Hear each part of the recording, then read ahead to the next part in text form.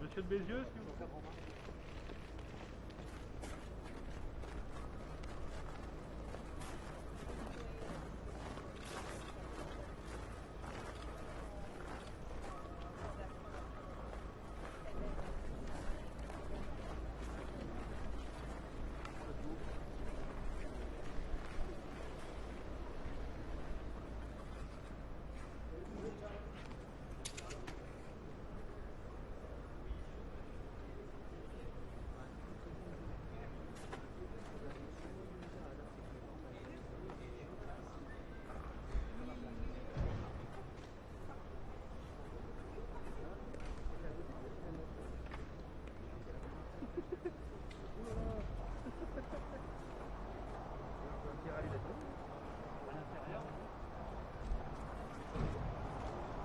Monsieur, s'il vous plaît.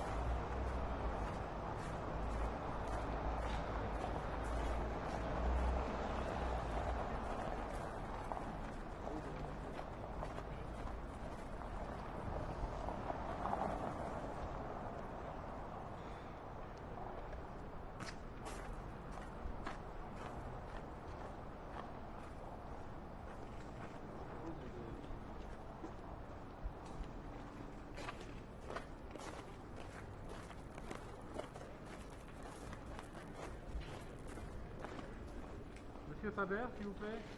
S'il vous plaît. Par ici. Oui, merci. Formidable. Ne bougez pas, c'est des... Voilà, c'est mieux. Très bien.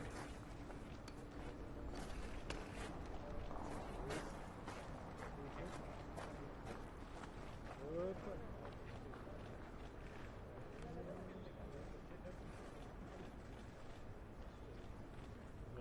En tant que Suisse, je peux vous dire que vous avez un président qui est vraiment engagé sur toutes ces questions d'inégalité et d'environnement, et vous avez beaucoup de chance. Le G7 va être intéressant.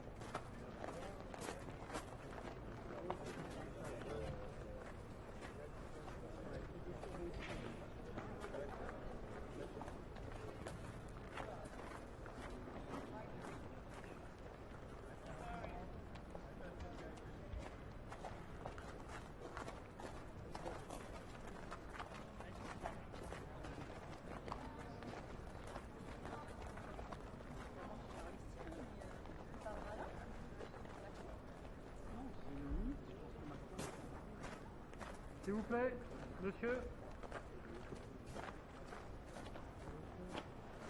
S'il vous plaît. Je sais plus quel patron c'était. Non mais avec une seconde.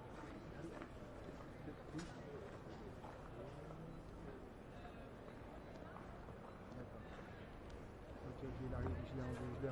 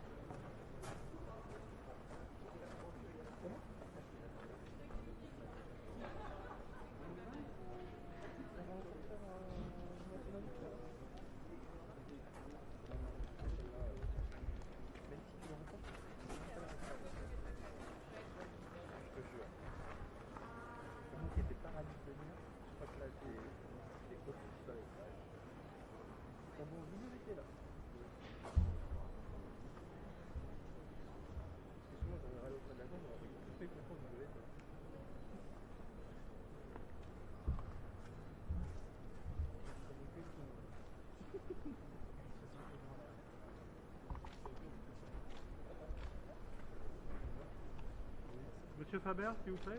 C'est bon. C'est vous, effectivement. Bonjour. Bonjour. Voilà, Merci. 5 minutes de micro tendu, 10 minutes maximum pour ceux qui veulent. En me regardant s'il vous plaît. Donc je vous regarde, merci. Dans l'objectif. Dans l'objectif. Peut-être on peut en faire quelques-unes sans le micro. Sans le micro, oui, on sera plus à l'aise. Encore un tout petit peu, ça va. Très bien, merci.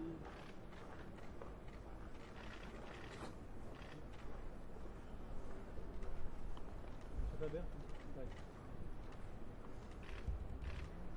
Merci. C'est un peu comme si vous étiez président.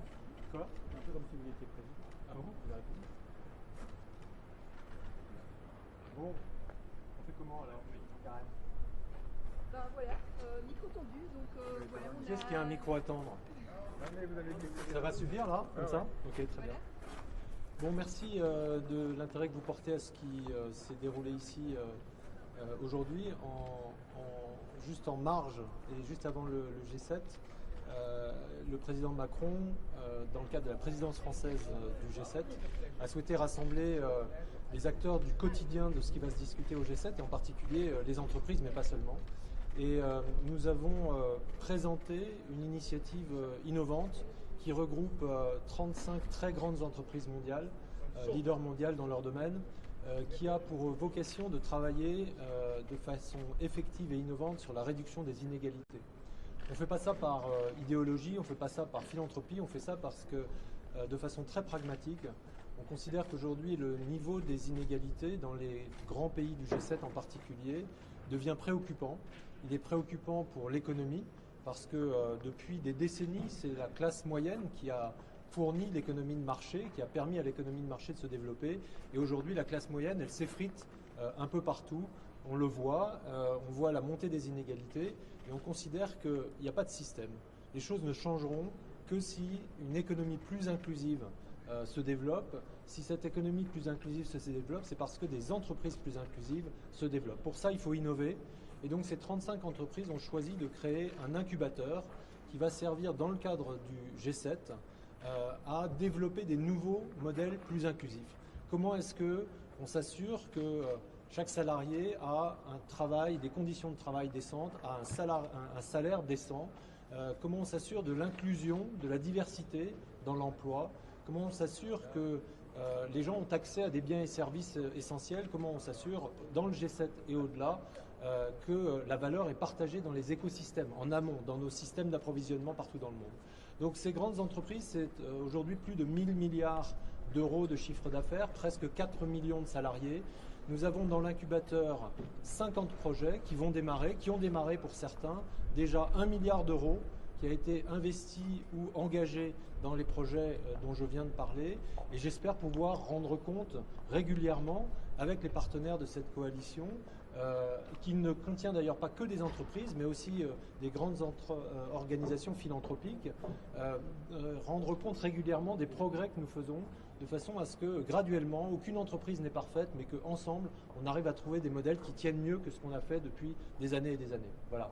Merci pour votre intérêt. Merci beaucoup. Merci.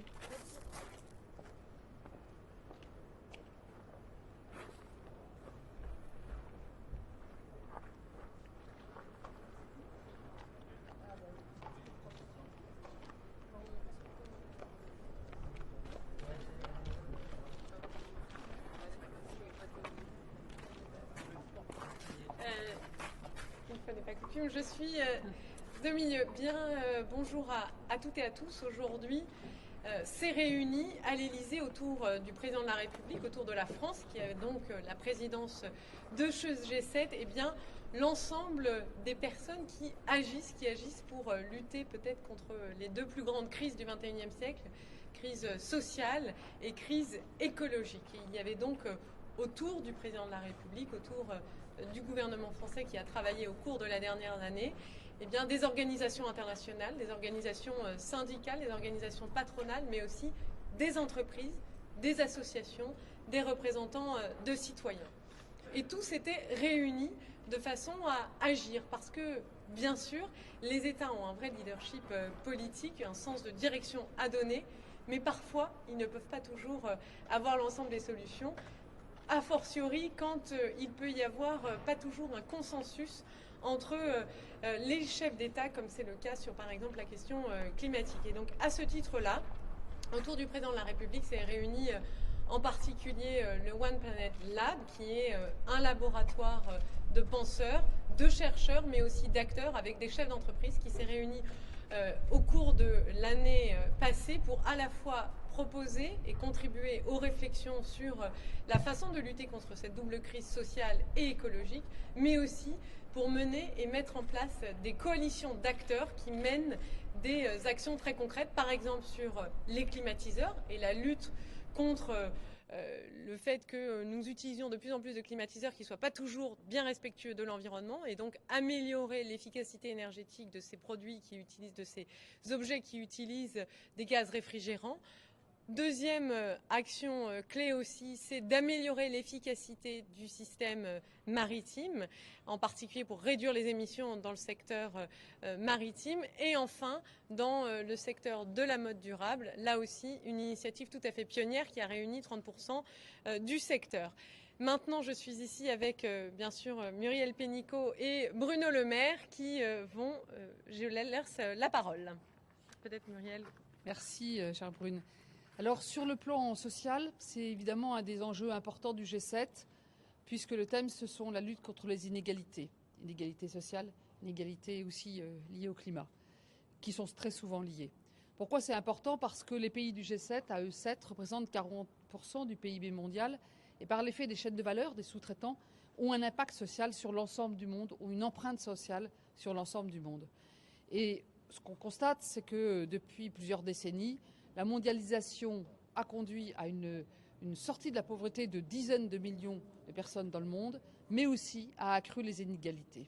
Alors aujourd'hui, après des mois de préparation, nous avons assisté auprès du président de la République à un aboutissement, une première étape d'un engagement sur 2 registres dans le domaine social. Le premier, c'est évidemment les organisations patronales et syndicales. Lors du G7 ministériel social qui s'est tenu le 6 juin, nous avions conclu sur une déclaration tripartite. Tripartite, ça veut dire les 7 gouvernements, les patronats et les syndicats au plan mondial. C'était la première fois que ça arrivait dans l'histoire d'un G7. Depuis, ça a été prolongé par un nouvel accord entre les représentants des patronats et des syndicats au niveau des 7 pays qui, aujourd'hui, ont fait état au président de la République des avancées dans ce domaine. Quels sont les 4 thèmes principaux? Le premier, c'est l'accès universel à la protection sociale. Le deuxième, c'est l'égalité entre les femmes et les hommes, aussi bien en termes de salaire et de carrière que de lutte contre le harcèlement et la violence. Le troisième, c'est avec la transition numérique et la transition écologique, il y a une transformation complète des métiers. Il faut donc investir sur ces compétences et aussi mieux réguler sur le plan social les conditions d'exercice des plateformes numériques. Et puis le quatrième, qui peut paraître compliqué mais qui est très important, c'est ce qu'on appelle le multilatéralisme, c'est qu'on soit cohérent au niveau mondial entre les différentes approches. On ne peut pas avoir une approche sociale d'un côté et puis les mêmes États avoir une approche économique ou une approche écologique qui vont en contradiction. Et c'est aussi sur ce plan-là que ces accords proposent des avancées. Donc tout ceci va nourrir les travaux du G7 dans les 3 jours qui viennent. Le deuxième aspect social qui a été important, et Emmanuel Faber vient de vous en parler, c'est l'engagement volontaire de déjà 35 grands groupes mondiaux, mais il y en aura d'autres, qui s'engagent volontairement sur ce sujet pour ce qu'ils appellent la croissance inclusive, Business for Inclusive Growth. La croissance inclusive, c'est quoi? Ça veut dire que c'est une croissance qui ne peut pas laisser pour compte et qui doit au contraire permettre de lutter contre les inégalités. Pendant très longtemps, on a opposé croissance économique et progrès social. La croissance inclusive, c'est un modèle, c'est une forme de capitalisme qui intègre la dimension du progrès social dans ses objectifs et dans son action. Donc cet engagement très concret avec un fonds pour l'inclusion, un fonds expérimental, un incubateur, avec des rendez-vous réguliers de ces 35 entreprises que nous allons accompagner, aider à se développer, et aussi une avancée très forte qui va nourrir les travaux du G7. Dans les 2 cas, qu'est-ce qu'on voit? Un engagement d'institutions et puis un engagement des acteurs eux-mêmes, des entreprises, des syndicats. C'est ce qui va nous permettre de progresser. Je laisse la parole maintenant à Bruno Le Maire pour le volet finance verte. Tous ces projets de lutte contre le réchauffement climatique coûtent cher. L'évaluation qui est la nôtre, si on veut tenir les objectifs de l'accord de Paris, c'est $1000 par an, par habitant, dans les années qui viennent. C'est les sommes qu'il faut trouver pour arriver à véritablement lutter avec efficacité contre le réchauffement climatique et avoir des résultats. Pour ça, il faut une mobilisation de toutes les organisations internationales. La Banque mondiale participe, la Banque européenne d'investissement. Et nous voulons qu'à l'occasion du G7 de Biarritz, il y ait un certain nombre d'annonces sur le Fonds vert pour le climat. J'ai appelé mes homologues ministres des Finances du G7 pour leur demander de participer à ce refinancement du Fonds vert pour le climat, qui est un des instruments les plus efficaces pour lutter contre le réchauffement climatique, puisqu'il est intégralement dédié à la lutte contre le réchauffement climatique. La deuxième ambition qui est la nôtre, c'est d'avoir aussi des instruments techniques pour orienter les flux financiers vers la lutte contre le réchauffement climatique et vers les énergies renouvelables. Et pour ça, on a besoin d'avoir des indicateurs qui soient fiables, précis, neutres, qui puissent être mis à disposition des gestionnaires d'actifs, des banques, des compagnies d'assurance, pour qu'elles puissent orienter l'épargne des particuliers vers la lutte contre le réchauffement climatique et vers les énergies renouvelables. Tout ce travail-là, il va être fait au niveau national. Nous avons commencé à faire ce travail-là avec l'Association des banques françaises, avec les assureurs. Il doit être fait aussi au niveau européen pour qu'il y ait des normes européennes qui permettent d'orienter ensuite les investissements dans la bonne direction. Et puis, il doit être repris plus tard au niveau international.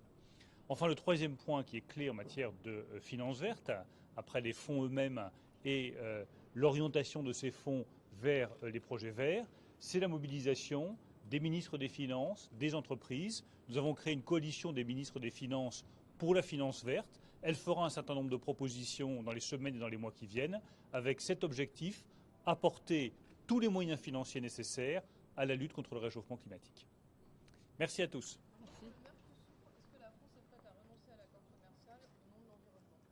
Je crois que le président de la République a pris une position qui est claire sur le sujet de l'accord UE-Mercosur. La condition de cet accord, c'était le respect par l'ensemble des parties prenantes de l'accord de Paris et des engagements en matière de réchauffement climatique. Comme le président de la République l'a dit très clairement, si ces engagements ne sont pas tenus, la France elle-même en tirera les conséquences en matière d'accord UE-Mercosur. Merci à tous. Bon, à bientôt. Salut. Merci. À bientôt, Muriel.